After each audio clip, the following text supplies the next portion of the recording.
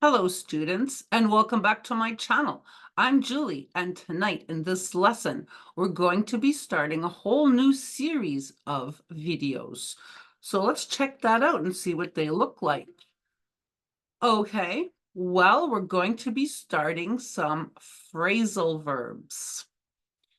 So now, phrasal verbs are used everywhere in English, with all verb tenses and in all types of communications, including daily conversations, emails, movies, books, news, social media, business, and in academic settings. Tonight, we're going to be starting with the phrasal verb stand and all the words that can go along with it. Phrasal verbs are essential for achieving natural fluency in English, and your vocabulary will be very limited without them.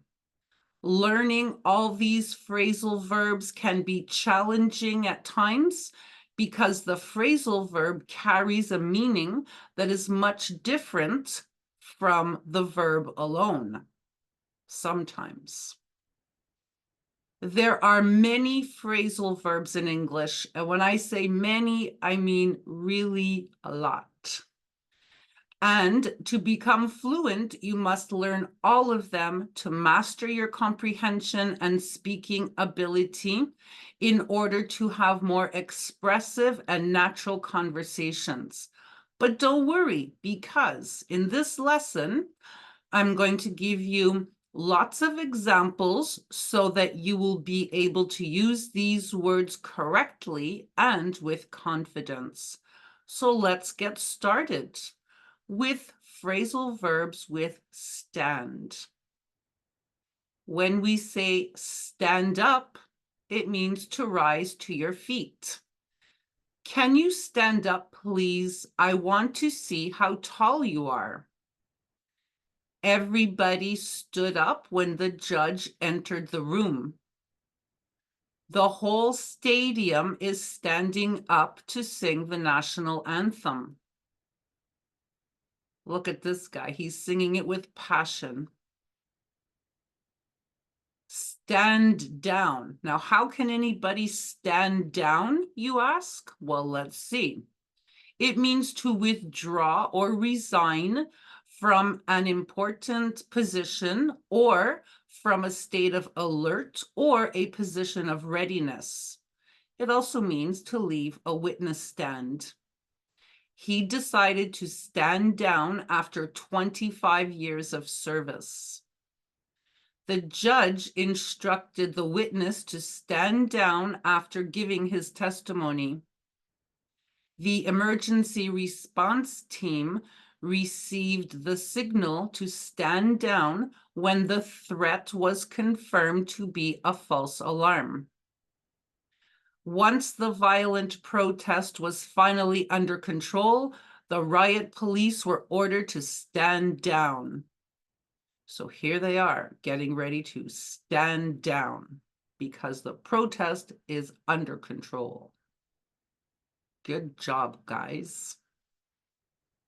Stand up for means to defend or support someone or something in the face of an injustice. Our organization helps and supports people that are unable to stand up for themselves, no matter the reason. Always stand up for freedom, honesty, justice, truth, equality, and kindness. Fortunately, a few kids stood up for Thomas when he was being bullied and treated unfairly at school. Oh, poor little Thomas. But fortunately, a few kids stood up for him. Stand up to means to resist, confront, or oppose someone or something. Don't be afraid to stand up to your boss and demand fair and equal treatment and pay. The citizens stood up to the corrupt officials and demanded immediate change and accountability. Good job. You always have to stand up for your rights. Stand by means to wait and be ready or to support someone morally or emotionally. To observe and do nothing while something serious or unfair happens. Thank you for always standing by me during difficult times. Please stand by and wait for further instructions. Don't just stand by and watch him behave like that. Do something. The medical team in an emergency room is always standing by and prepared for the next emergency, like these guys. And thank goodness we have them. Stand for means to represent, tolerate, or support a cause, an idea, or a principle. It is also an abbreviation or symbol for something. What does NASA stand for? It stands for National Aeronautics and Space Administration. And here's the NASA building. The people won't stand for this misuse of public funds any longer. We won't stand for any type of violation of human rights. PETA stands for People for the Ethical Treatment of Animals, and they stand for the rights of all animals. They are the largest animal rights organization in the world. What does the acronym SCUBA stand for? It stands for Self-Contained Underwater Breathing Apparatus, just like these scuba divers. Stand together means to be united and show solidarity for a common cause or belief. We will stand together and demand equal rights. Family should stand together and support each other during difficult times.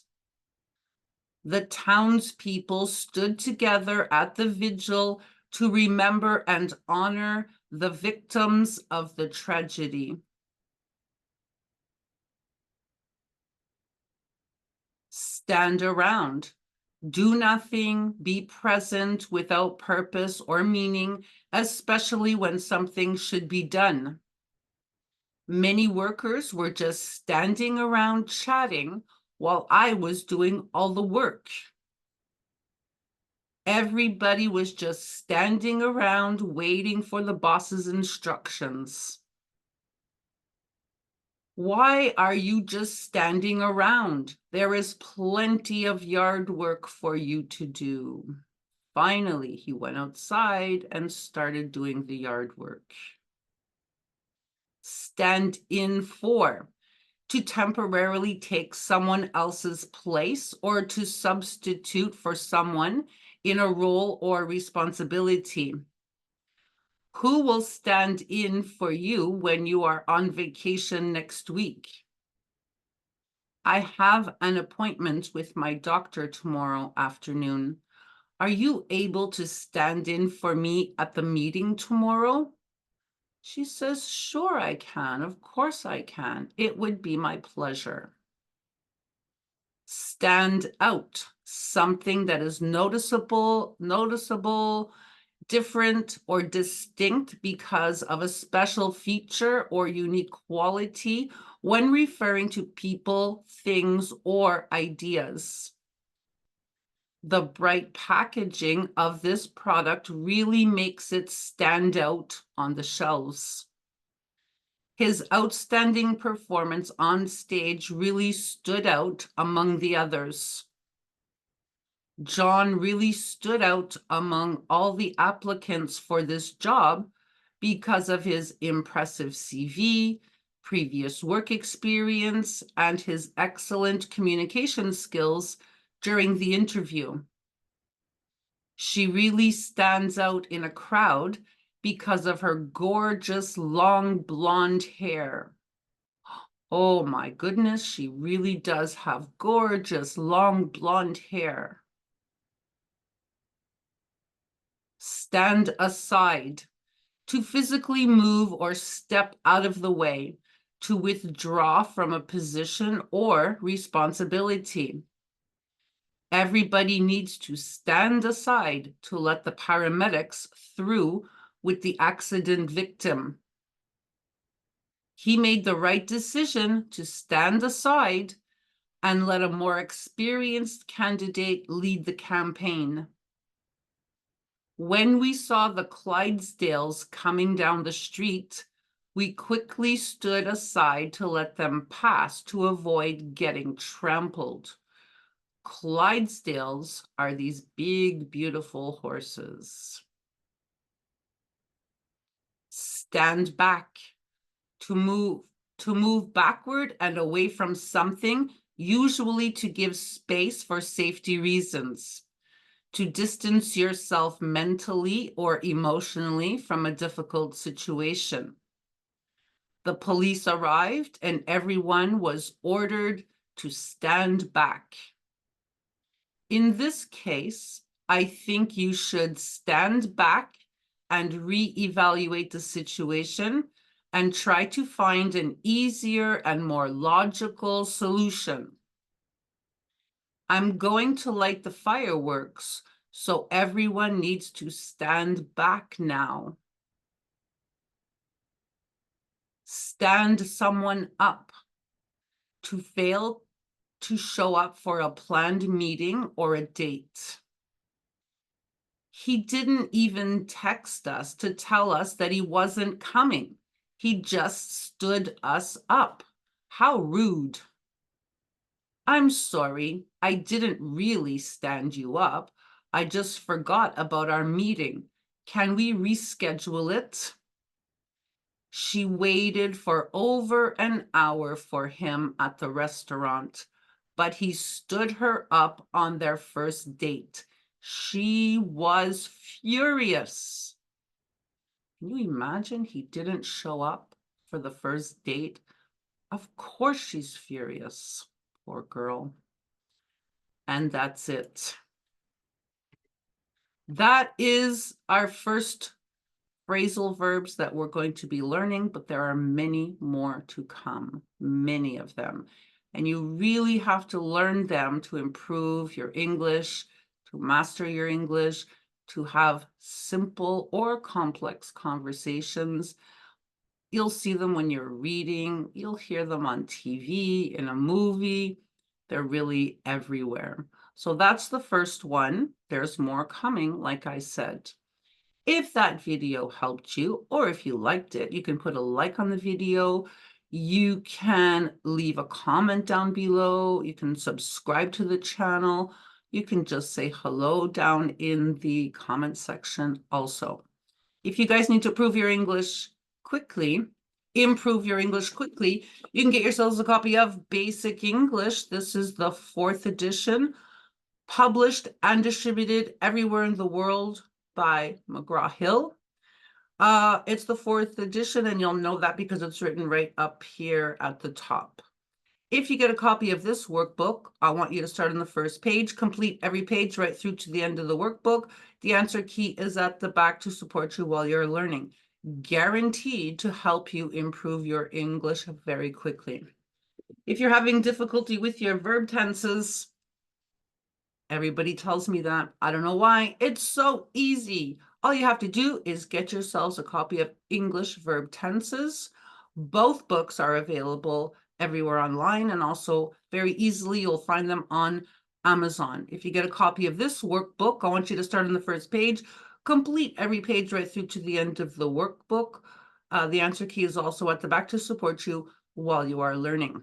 So that's everything I have to say for now. I'm going to get ready to put up your next video on phrasal verbs. So I'll see you then and there. So goodbye for now.